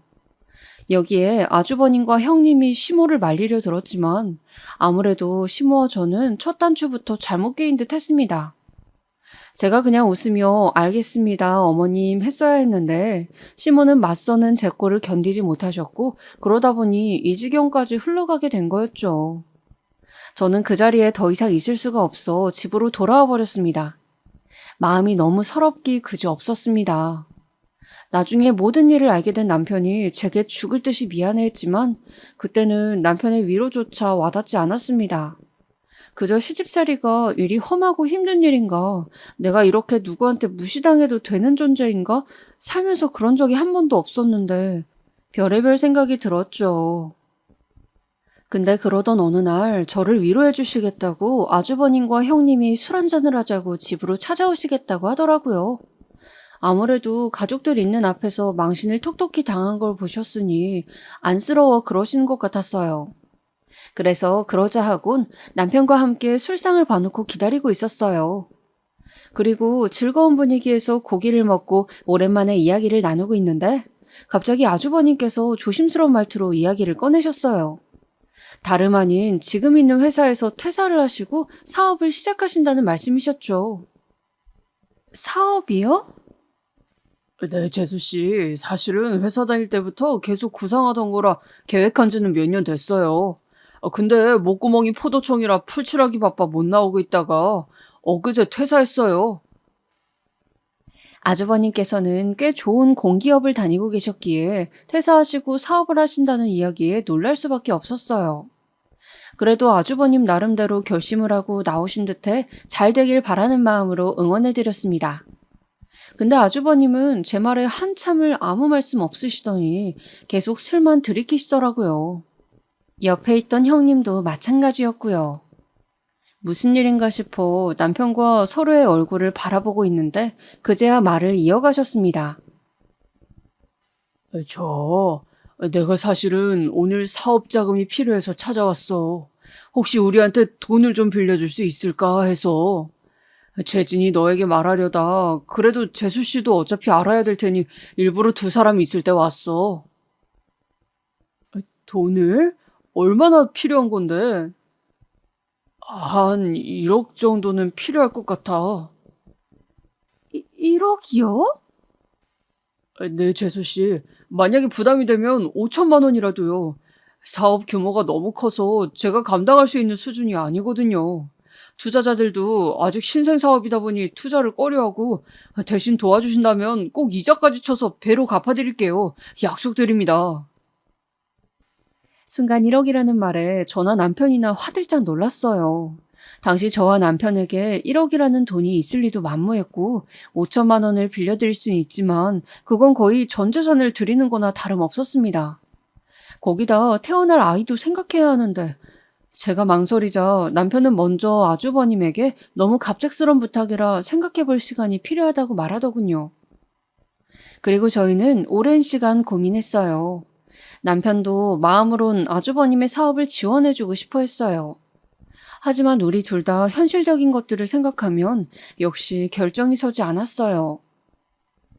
그러던 와중 이 일에 시모가 끼어드시고 마셨죠. 시모는 시아버지까지 끌고 저를 찾아와 다짜고짜 선언하시더라고요. 너네 돈 빌려줘라. 형이 힘들면 원래 동생이 도와주는 거야. 아, 엄마, 그게요. 사실은 저희도 돈이 부족해서 고민하고 있어요. 뭘 고민하니? 네 형 크게 될 사람이다. 원래 회사에만 있을 제목이 아니었다고.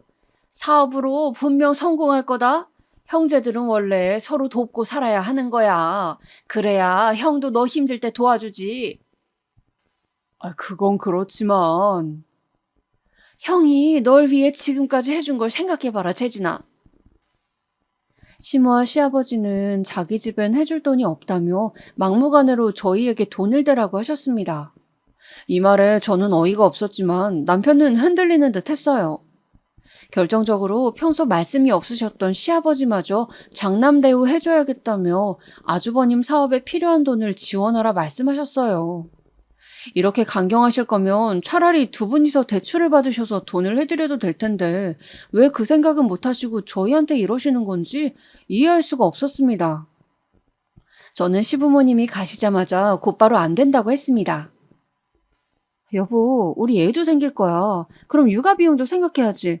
그거 어떻게 다 감당하려고. 아주버님 돈 해드리면 우리 뭘로 살아? 빚으로 살아? 아, 그건 그렇지.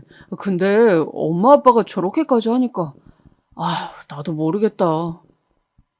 남편은 여기서 애매한 태도를 보였어요. 그러더니 저를 설득하기 시작하더라고요.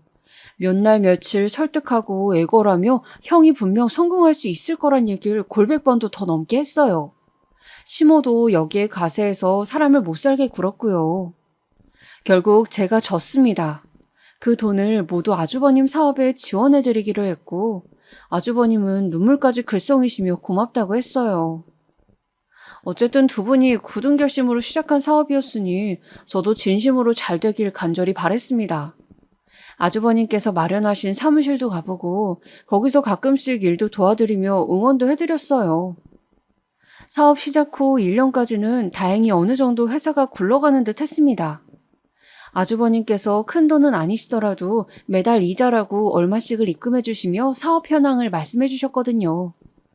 그 사이 저도 임신이라는 경사를 맞아 정신이 없었습니다.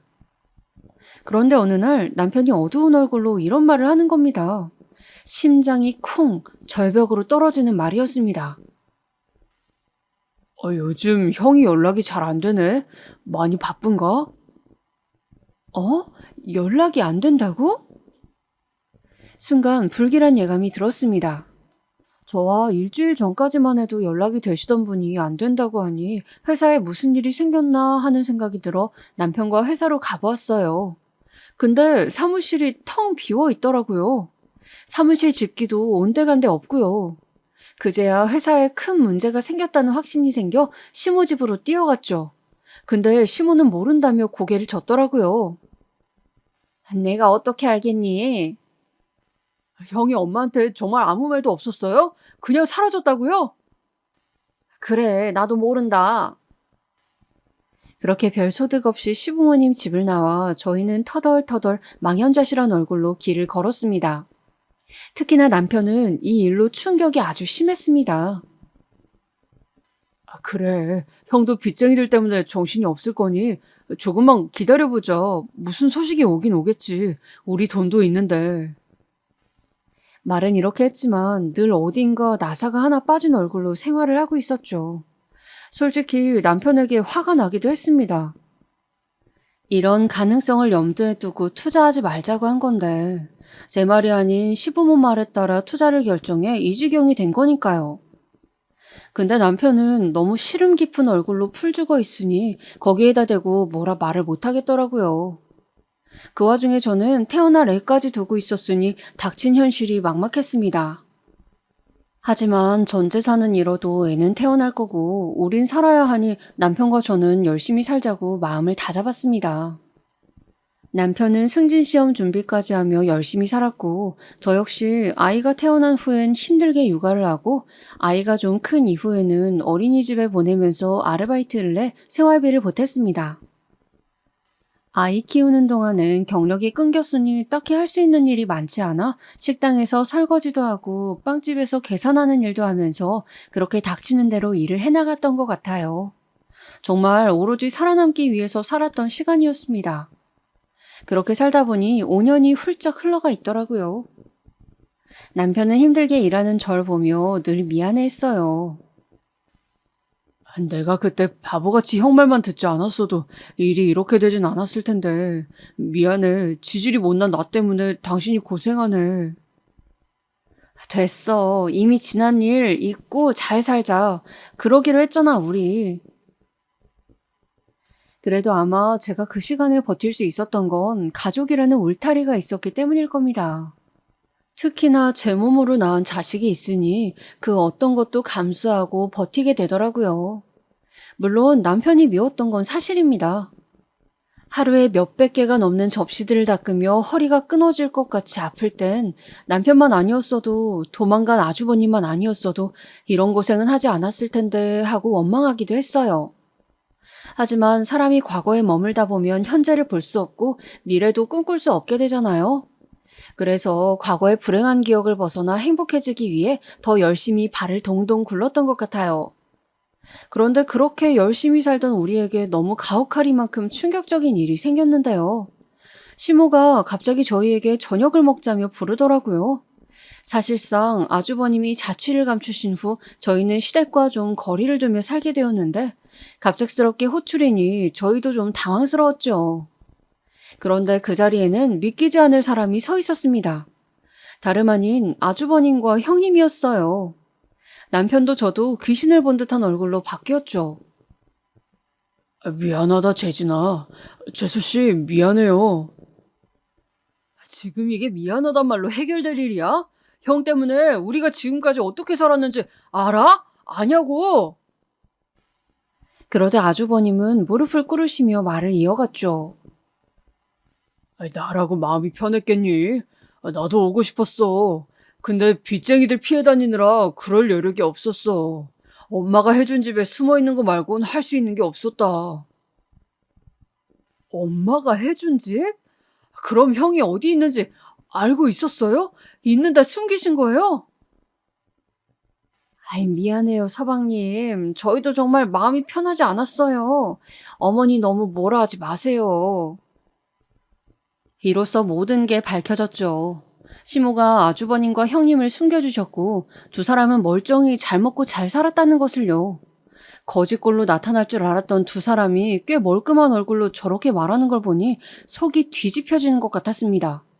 못 먹고 10원 한 장 아끼며 살았던 그간의 세월이 너무 억울하더라고요. 하지만 시모는 거기서 뭐가 문제냐는 듯 뻔뻔한 태도로 나오셨어요. 거기다 매서운 눈으로 쳐다보며 저까지 저격하더라고요. 그럼 장남이 죽어가는데 나라도 나서서 도와줘야지. 내가 숨겨주지 않았으면 니네가 와서 얘들한테 돈 달라 했을 거 아니니? 특히 둘째, 네가 제일 악독하게 굴었겠지. 그래서 숨겨준 거다. 기가 막혔죠. 괜히 저를 들먹거리며 잘못을 회피하시려는데 너무 치졸하고 비겁해 보였습니다. 근데 오늘 내가 너네를 부른 건 이 얘기를 하려는 게 아니라 다른 일로 불렀다. 얘가 이번엔 제대로 된 사업을 한번 시작해보고 싶다 하는구나. 힘들긴 빚은 갚았지만 사업 자금은 모자르다. 그러니 니들이 보태주렴. 형제 좋다는 게 뭐니? 이럴 때 힘든 일 같이 이겨내려고 존재하는 거 아니겠니? 여기선 도저히 참을 수가 없었어요. 형님과 아주버님을 숨겨준 것도 모자라 또 사업 자금을 대라고? 이런 미친 소리가 또 있을 수 있을까요? 시모도 저 두 사람도 모두 정신이 나간 게 틀림없었습니다. 저는 그대로 말을 전했어요. 절대 빌려줄 수 없고 앞으로 다신 볼 일 없었으면 좋겠다고요. 저도 모르게 고래고래 소리를 지르듯 전달했는데 아마도 마음속에 있던 우라통이 터져나온 것 같았습니다. 근데 시모도 만만치 않았어요. 갑자기 불현듯 화를 내더라고요. 아니, 내가 말하지 않았니? 가족끼리는 한 식구라고. 그럼 돕고 살아야지. 너 둘째, 너는 뭔데 나대니? 설마 너 총구석 파출소 소장인 니네 아버지 믿고 설치는 거냐? 그런 건 돈 주면 해, 돈 주면. 파출소 소장이나 동네 이장이나. 마지막으로 말할 테니 니네 둘 다 잘 들어라. 이번에는 첫째 얘가 하는 사업이 확실한 건이라고 한다. 성공 확률이 무려 100%에 다다른다고 하더라. 이건 내 말이 아니고 사업 전문가들이 한 말이야. 사업 전문가들은 또 누구고 성공 확률이 100%? 사기꾼들이 사기를 쳐도 이렇게는 안 칠 겁니다. 어이가 없어 헛웃음이 마구 터져나오더라고요. 너 모르니? 더 못 들어주겠네요. 저 두 분께 돈 해줄 일 없어요. 이 사람 생각도 같고요. 가자. 뭐라고? 남편도 역시 아무 고민 없이 절 따라 집을 나왔습니다. 뒤에서 바락바락 소리 지르는 시모의 목소리가 들렸지만 다 무시해버렸어요. 하지만 그때까지만 해도 제게 무서운 일이 생길 거라고는 생각도 못했습니다. 시댁과 마음 편하게 연 끊고 살던 어느 날이었는데요. 어느 날 제 초등학생인 아들이 제 손을 붙들고 밖으로 나가더라고요. 할머니가 왔다면서요. 나가고 싶지 않았지만 밖을 보니 시모가 정말 뾰루퉁한 얼굴로 보자기에 쌓인 무언가를 들고 왔더라고요. 일단 애한테 이런저런 사정을 말하기가 애매해 아이는 들여보내고 시모에게 왜 왔냐 물었어요. 지난날 내가 했던 말은 모두 취소하마. 지금 사과하시는 이유가 뭔가요? 말씀드렸다시피 돈 못 빌려드려요. 돈 빌려달라 온 거 아니다. 이거 주러 온 거지. 그러면서 시모가 보자기에 쌓인 것을 내밀더라고요. 네가 이 떡 좋아한다 해서 해왔다. 내가 심했어. 용서해라. 시모는 이 말만 하곤 돌아섰어요. 일단 보자기를 손에 쥐어주길래 어쩔 수 없이 받긴 했지만 처치 곤란이었습니다. 남편이 올 때까지 식탁에 두고 푸르지도 않고 있다가 남편이 와서야 시모가 왔다는 것을 말했어요.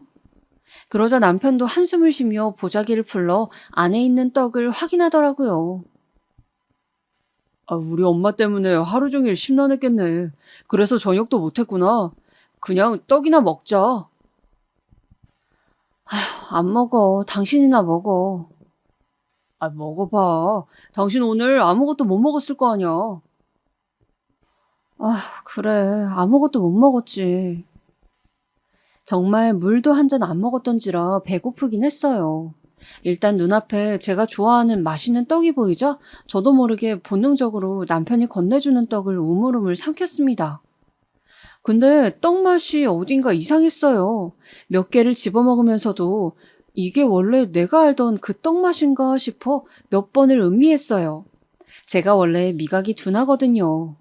그래서 뭐든 잘 못 느끼고 먹는 경향이 있었는데 갑자기 배가 미친 듯이 아프기 시작했어요.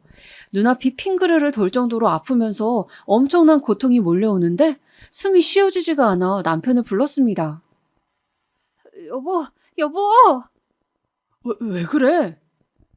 남편은 놀라 헐레벌떡 달려와 119를 불렀습니다. 응급실을 가는 내내 의식이 있었기에 너무 고통스러웠어요. 그러다 어느 순간 저도 모르는 사이 의식을 잃었던 것 같아요. 눈을 떠보니 병원이었고 남편과 시모가 격하게 싸우는 소리가 들리더라고요. 엄마, 그러니까 지금 이 사람한테 썩은 떡을 먹인 거 아니에요?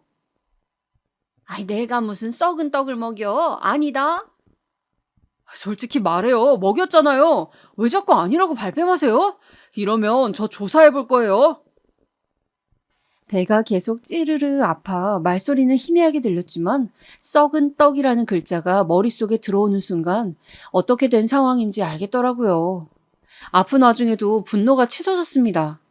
근데 남편은 일어나 있는 저를 보자 다가와선 잠시 어디 좀 갔다 올 테니 혼자 있으라 그러더군요. 그리고 남편이 떠나자 더욱더 소름 끼치는 일이 벌어졌어요. 제게 썩은 떡을 먹인 시모가 다가와선 네가 또 살아났네? 뭐라고요? 살아나지 말았어야 했는데 질긴 것 두고 보자. 시모의 속삭임이 잔인하게 귓속을 파고들었습니다. 순간 공포가 느껴졌지만 링거가 달려있는 팔을 휘두를 수도 없고 다리를 움직일 수도 없었어요. 시모는 그런 저를 내려다보며 비웃더니 이내 뒤돌아 나가버렸습니다. 시모가 나가고도 저는 한동안 충격 속에 머물러 있었습니다. 저런 말을 아무렇지도 않게 내뱉었다는 게 너무 소름이 끼쳤어요. 그런데 퇴원하는 날 남편이 저를 데리러 와선 어디 갈 데가 있다고 하더군요. 도착한 곳은 시어머니 집이었습니다. 당시 남편은 형사과로 과를 옮겼었는데 동료분들이 무거운 얼굴로 기다리고 있더군요. 그리곤 집 안으로 들어가 시모를 데리고 나오더니 제 앞에서 시모의 손목에 수갑을 턱 채웠어요. 너 뭐 하는 거냐? 어머니가 저지른 죄 다 받으세요.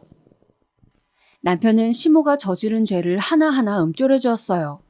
며느리를 죽이려 한 죄, 살인 미수죄로 체포한다고요.